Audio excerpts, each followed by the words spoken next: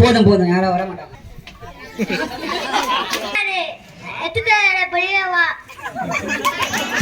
போயிட்டானா, பிராந்துக்கு போயிட்டானா, அவன் யாரும் வர மாட்டான். இருங்க, நான் ஜெபம் பண்றேன்.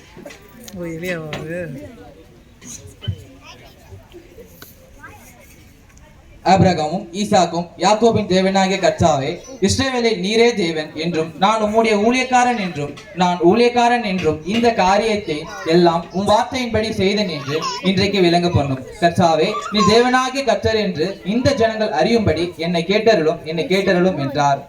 உடனே கர்த்தரிடத்திலிருந்து அக்கினி இறங்கி பலியை நக்கி போட்டது.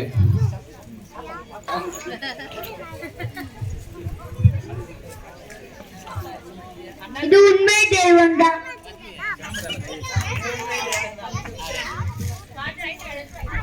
வருந்தி அழுது ஜெபிக்கும் பொழுது அவங்களுக்கு ஒரு தேவன் ஒரு பிள்ளையை கொடுத்தார். இந்த அசிங்க அவமானத்துல அவங்க பட்ட கஷ்டத்தை இங்க பாக்குறோம். நம்ம எல்கான் இவரு அண்ணாளுடைய மனைவி முதல் இரண்டாவது, அவருக்கு 2 மனைவிகள்.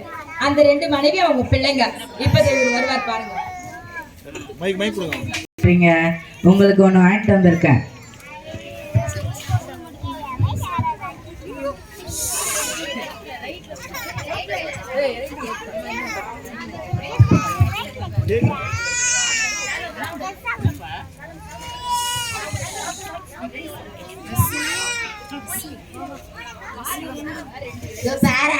இதுக்கு வந்து குழந்தையோல ஒன்னும் இல்ல. இதுக்கு போய் இவன் இவ்வளவு குடுத்திருக்கான். இவன் ஒரு மல்லடி. இவனுக்கு குழந்தையோல ஒன்னும் இல்ல.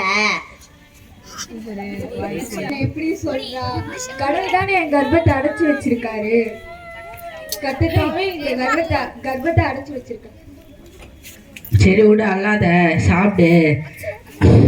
அவளை காட்டிலும் உன் மேலதானே பிரியமா இருக்கேன். வா, சர்ச்சைக்கு போலாம்.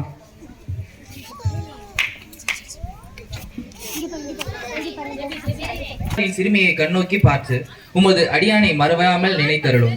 உம் அடியாளுக்கு ஒரு ஆண் பிள்ளையை கொடுத்தால் அவன் உயிரோடு இருக்கும் சகல நாளும் நான் அவனை கர்த்தருக்கு ஒப்பு கொடுப்பேன். அவன் தலைமேல் சவரக்கன் பத்தி படுவதில்லை என்று ஒரு பொருத்தனை பண்ணுகிறான்.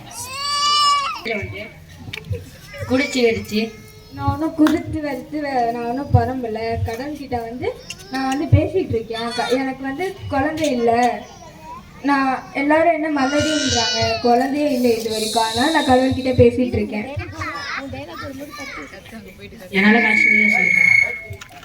மைக்ல கை வைக்காது. பரவாயில்ல, தேவன் உன்னை பார்ப்பாரு. உன் ஜெபத்தை கேட்டு பார்ப்பாரு.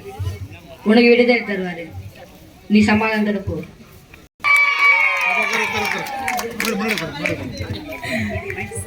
அழுவ போறாரு. இன்னும் கொஞ்ச நேரம் தான் சாவல். கடவுள் வந்து என்னோட வேண்டுதலை கேட்டுட்டாரு. எனக்கு ஒரு ஆண் பிள்ளையே கொடுத்துறாரு. நான் கடவுள் கிட்ட பொறுத்துல பண்ண மாதிரி நான் உங்ககிட்டயே குழந்தைய கொடுத்தேன்.